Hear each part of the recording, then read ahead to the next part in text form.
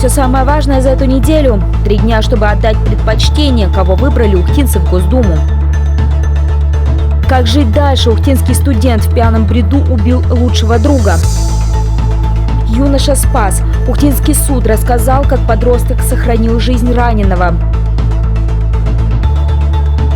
Такое мнение о новой площадке в районе Куратова разделились. И объединяйтесь и отчитывайтесь. В Доме молодежи обсудили добровольческие планы. Подробности прямо сейчас.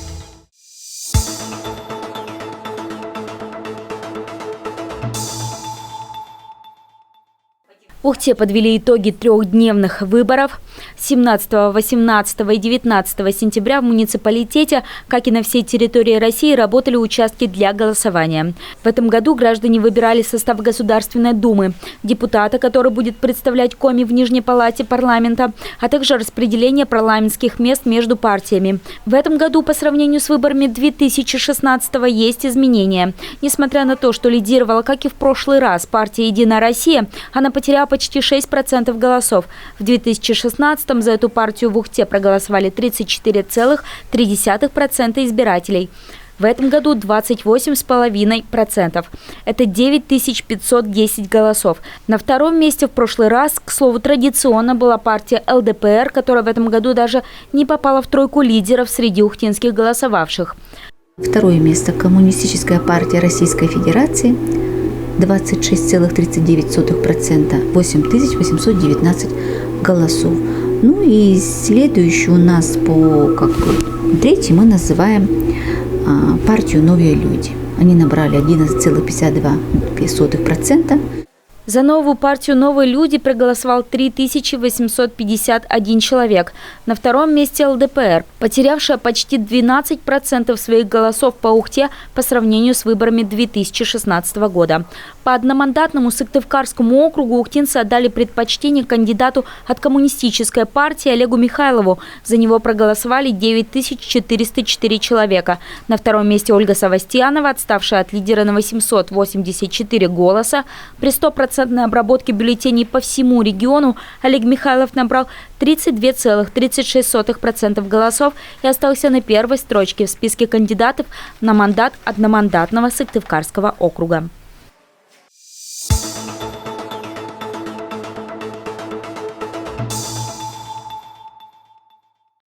Следователи раскрыли подробности резонансного преступления, совершенного 3 сентября в доме на проспекте Ленина. Напомним, местная жительница сообщила полиции, что во дворе ее дома лежит тело молодого человека. После сообщения на место выехала следственная группа. Как оказалось, преступлением закончилась пьяная потасовка 2 ухтинских студентов. Уроженцы Сыктывкара приехали учиться в одно из подразделений УГТУ. Вечером 2 сентября они решили отметить начало учебного года в квартире, которую снимала девушка одного из студентов. Ее парень не так давно вернулся из армии, восстановился в учебном заведении и решил провести время с возлюбленной и 2 своими друзьями. В квартиру на Ленина пришел, даже не разобрав дорожную сумку в общежитии. Туда он больше не вернулся.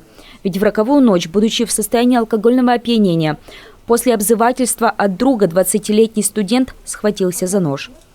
В ходе ссоры обвиняемый пошел на кухню, взял нож, соответственно, вернулся с ножом и нанес 1 удар в область шеи потерпевшему, от чего последний скончался на месте совершения преступления.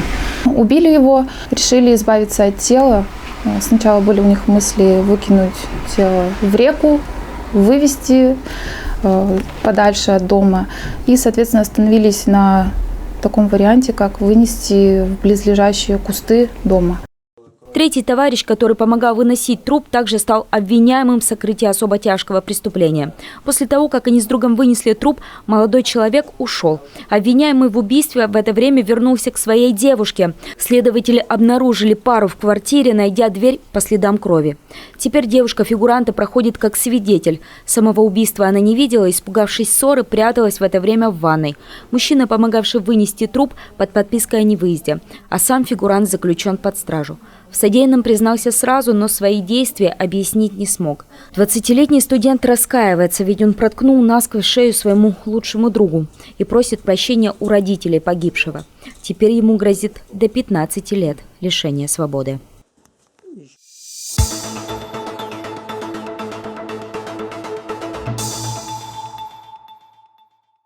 В Ухте вынесли приговор фигуранту дела, обвиняемому в попытке убийства. Суд приговорил мужчину, напавшего на собутыльника с ножом, к 8,5 годам лишения свободы с отбыванием наказания в колонии особого режима. О расследовании преступления мы рассказывали в июне. Но сейчас, после оглашения приговора, стало известно, кто спас мужчину, истекающего кровью. Пострадавший с несколькими ножевыми ранениями, выйдя из квартиры, в которой случилось нападение, упал в подъезде, где в тот момент находилось несколько подростков. Именно они оказали первую помощь потерпевшему. Так из сообщения пресс-службы суда стало известно, что один из юношей, не испугавшись произошедшего, остался с раненым не менее 4 раз мужчиной. Вызвал скорую, до приезда медиков передавал потерпевшему инструкции от диспетчера скорой помощи о том, как избежать массивной кровопотери. Именно благодаря действиям молодого человека мужчина 27 лет остался жив.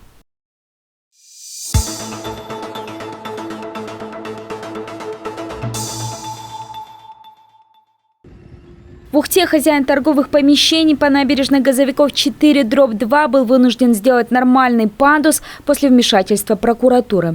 На ненадлежащее состояние входа для маломобильных групп населения в прокуратуру пожаловался местный житель, инвалид-колясочник. Прокуратура совместно с обществом инвалидов выехала на место и выявила ряд нарушений. Были установлены нарушения, выявленные в том числе по отсутствию нормативного пандуса магазин с поручнями.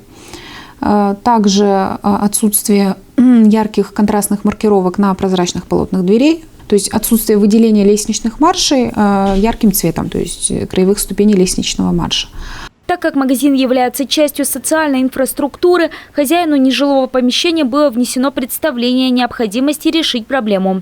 Так как именно собственник должен обслуживать не только помещение, но и подъезд к нему, устранение нарушений легло на его плечи. Хозяин устранил все нарушения в рамках представления к концу лета. Контрольная проверка показала, что поверхность пандуса была заменена, установлены поручни. Таким образом, хозяин коммерческой площади избежал дальнейших судебных разбирательств.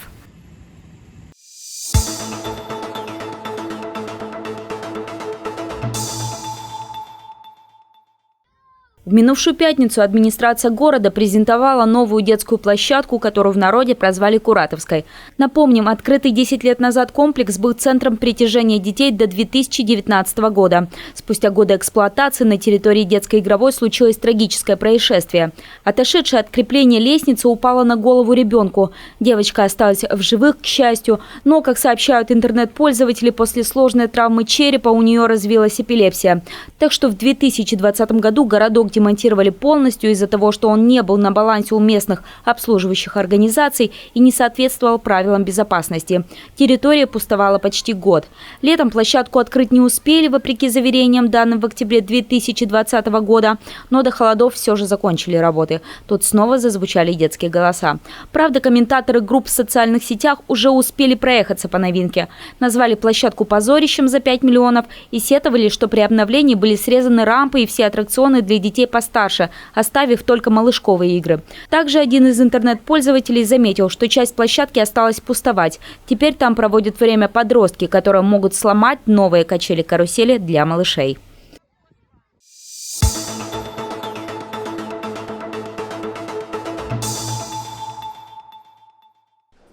В Доме молодежи прошел круглый стол, объединивший все добровольческие организации Ухты. Организатором и инициатором мероприятия стал Центр развития добровольчества, организованный около полугода назад. Его задача – объединить все общественные организации, хоть как-то связанные с волонтерством, а также курирование их работы. Так Центр будет запрашивать у активистов отчеты о проделанной работе. Волонтерская деятельность, она проходит у нас в городе в полной мере, но, к сожалению, мы не можем о ней достоверно отчитаться, потому что еще немногие понимают, зачем это нужно. То, что есть определенная программа развития добровольчества в Республике Коми, что мы все эти отчеты предоставляем для того, чтобы наше правительство имело представление о том, что в городе эта структура, она достаточно хорошо развита. К слову, это заявление вызвало вопросы у присутствующих, ведь в отчет необходимо вносить личные данные. Да и общественникам в первую очередь нужна поддержка уже после написания списка добрых дел. Но, как отметили на круглом столе, такие отчеты нужны не для того, чтобы контролировать или приписывать общественную деятельность себе, а для того, чтобы показать, что добровольцы в Ухте есть. Их много, и они активны. Также на встрече был поднят вопрос об организации поддержки для активистов волонтерских объединений. Ее центр также пообещал. Мы можем предоставить помощь в обучении, мы можем дать информационную базу, мы можем помочь это все оформить юридически правильно. То есть мы созданы именно для этого. Помимо этого на мероприятии анонсировали фестиваль добровольцев, который станет новинкой в календаре общегородских мероприятий. С форматом пока не определились. Это либо будет двухдневное мероприятие с обучающей программой, либо одна дата в формате Дня открытых дверей с ярмаркой деятельности волонтерских организаций. Теперь в Ухте таких около десятка. Но возглавляющая Центр развития Анастасия Рочева высказала надежду, что со временем их станет больше. В городе как минимум еще 2 неорганизованные волонтерские ниши. Экология и серебряное волонтерство. Последнее подразумевает среди активистов людей старшего поколения.